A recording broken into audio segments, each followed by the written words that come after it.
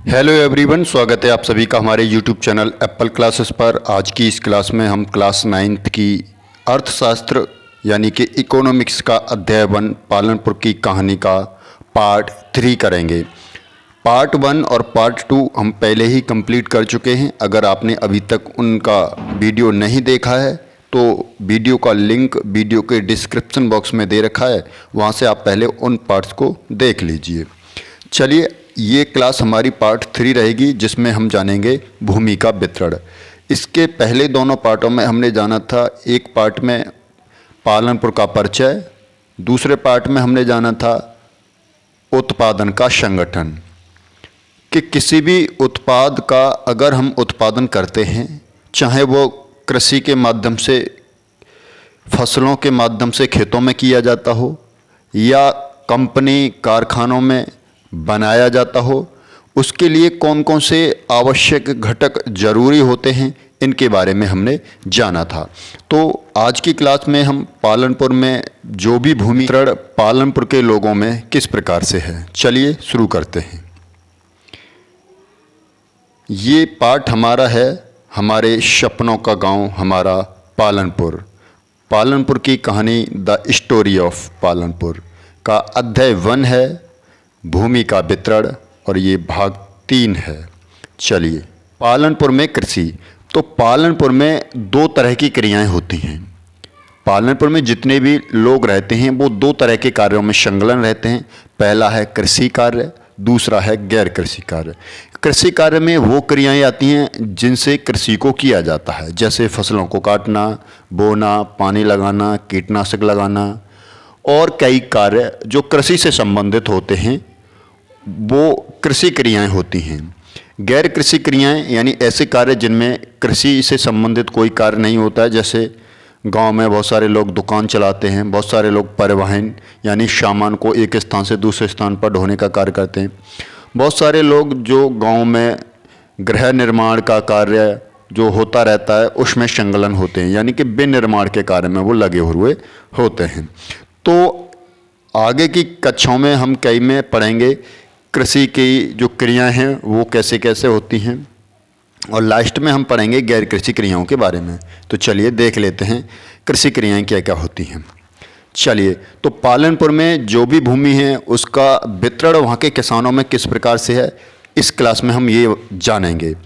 तो जैसा कि हम जानते हैं, कृषि करने के लिए भूमि बहुत ही इम्पोर्टेंट कारक है। बिना भूमि के कृषि कार्य को संपादित नहीं किया जा सकता है। तो कृषि करने के लिए भूमि बहुत ही महत्वपूर्ण होती है। और पालनपुर में जो 450 परिवार हैं उनमें से जो 150 परिवार हैं उनके पास भूमि नहीं है, वो भूमिहीन परिवार हैं, किसी भी प्रकार की उनके पास भूमि नहीं है। उसमें से 240 परिवार जो हैं उनके पास 2 हेक्टेयर भूमि या उससे भी छोटे छोटे खेत हैं, प्लॉट के आकार के उनके खेत हैं। तो अब बचे 60 परिवार। ये 60 परिवार ऐसे हैं जिनके पास जो भूमि है वो 2 हेक्टेयर से अधिक है, और कई परिवार तो इसमें ऐसे हैं जिनके पास भूमि 2 हेक्टेयर से भी अधिक है, यानी कि ये अमीर और बड़े बड़े किसान हैं। आप इस फिगर के माध्यम से देखेंगे कि बड़े और मझले किसान हैं, उनके पास पालनपुर में जितनी भी भूमि है वो 55.4% हिस्सा तो उन बड़े और मझले किसानों के पास है। वहीं पालनपुर में बड़े और मझले किसान हैं कितने, तो 15% हैं। 15% किसानों पर पालनपुर की जो 55.4% ज़मीन है वो 15% किसानों पर है। वहीं हम देखें कि पालनपुर की बाकी जो ज़मीन है 44.6% वो 85% लोगों के पास है। यानी जो अमीर लोग हैं, बड़े बड़े किसान हैं, उनकी संख्या तो कम है लेकिन उनके पास ज़मीन बहुत ज़्यादा है। वहीं जो छोटे और सीमांत किसान हैं उनकी संख्या काफ़ी ज़्यादा है, 85% छोटे और सीमांत किसान हैं, लेकिन उनके पास जो ज़मीन है वो 44.6% है। चलिए नेक्स्ट, अब आप यहाँ पर देखेंगे जो छोटे और सीमांत किसान हैं उनके खेत ये हैं, जो 2 हेक्टेयर से कम हैं ये हैं, यहाँ पर भी हैं। और जो बड़े किसान हैं जिनके पास 2 हेक्टेयर से अधिक ज़मीन है उनके खेतों को आप ये देख सकते हैं, ये देख सकते हैं बड़े किसान। और उसमें से भी कुछ बड़े किसान हैं जिनके खेत 10-10 हेक्टेयर तक हैं, वो उनके खेतों को आप यहाँ पर देख सकते हैं। तो पालनपुर में इस प्रकार का खेती का वितरण वहाँ पर है लोगों के बीच में। चलिए, पालनपुर के एक किसान हैं गोविंद, इनकी कहानी के बारे में पढ़ लेते हैं। तो 1960 का जो दशक का जो समय है, तब पालनपुर में गोविंद किसान थे, कृषि करते थे। उनके पास 2.25 हेक्टेयर ज़मीन थी और वो भी ज़मीन जो थी असंचित थी, यानी कि सिंचाई की कोई व्यवस्था नहीं थी। वो अपने 3 पुत्रों के साथ उस खेती में फसलों को उगाते थे, खेती करते थे। खूब सारी मेहनत करने के बावजूद भी वो उस खेती से 2.5 हेक्टेयर खेती से अपना जीवन यापन आसानी से नहीं कर पाते थे, बहुत ही कठिनाइयों के साथ कर पाते। हालांकि उनके पास एक अपनी भैंस थी, उस भैंस से वो दूध को बेचते थे, जिसके कारण उन्हें कुछ अतिरिक्त आय मिल जाती थी, कुछ पैसा दूध बेचने से मिल जाता था। इस तरह से वो अपना जीवन का यापन कर रहे थे।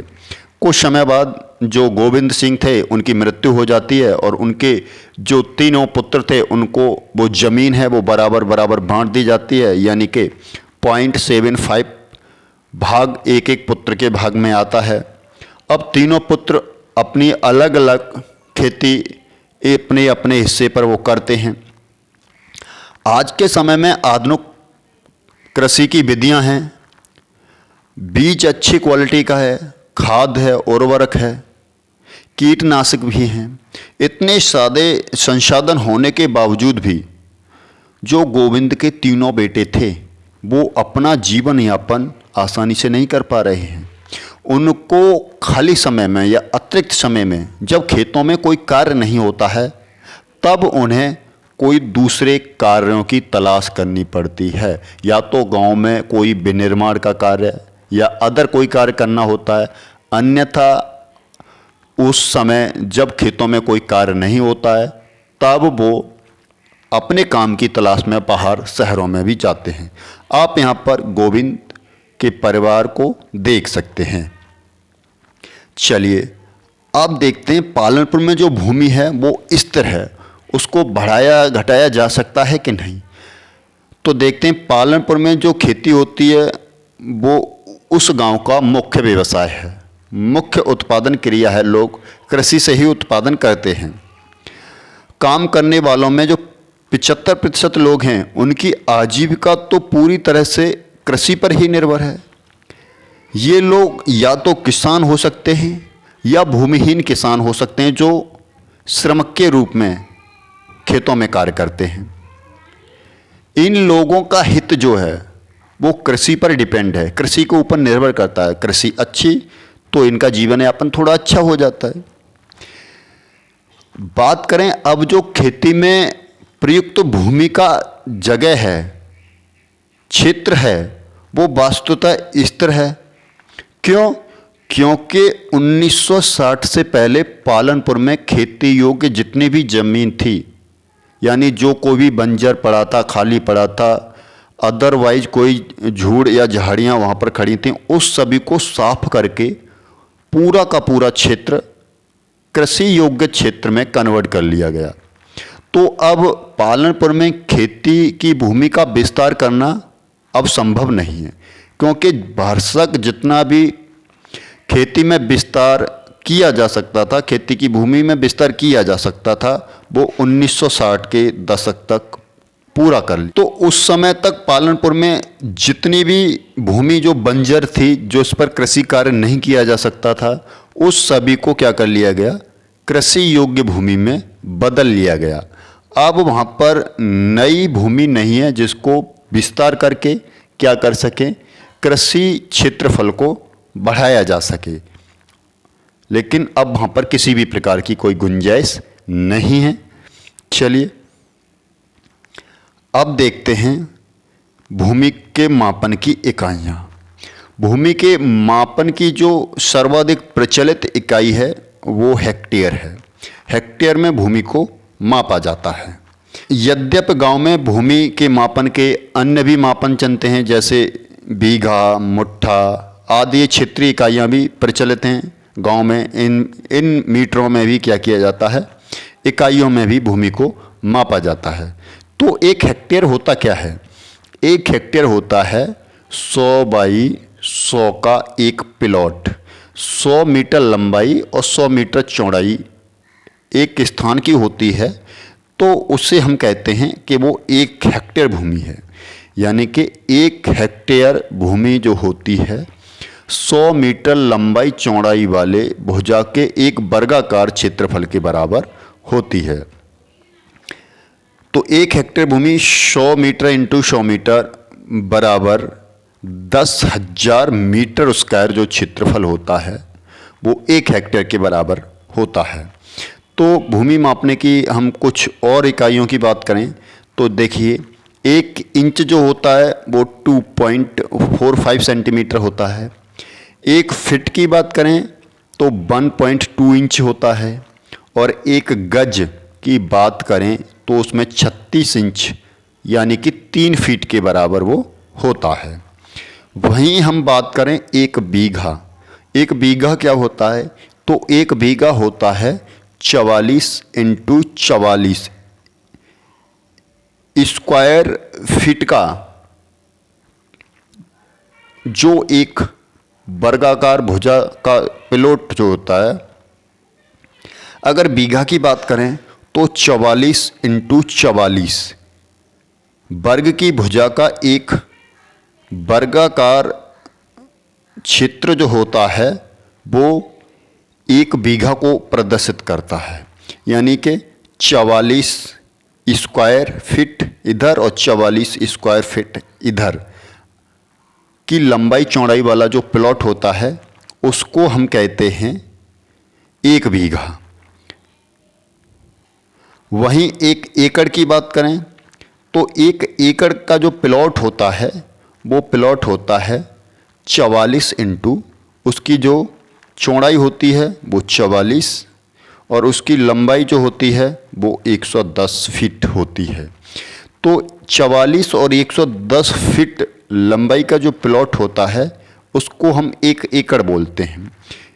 वहीं 1 हेक्टेयर की बात करें, अभी जैसा हमने पिछले किया कि 100 मीटर लंबाई चौड़ाई वाले वर्गाकार भुजा का जो प्लॉट होता है वो होता है 1 हेक्टेयर भूमि को प्रदर्शित करने वाला क्षेत्र।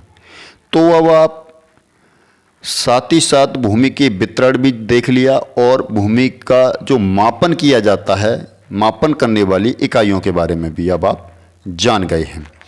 चलिए, तो इस क्लास को हम यहीं तक रखते हैं।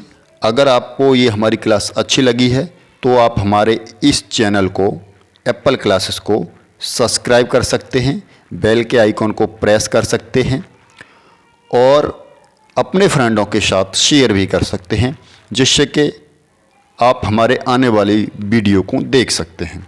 सो थैंक यू, धन्यवाद।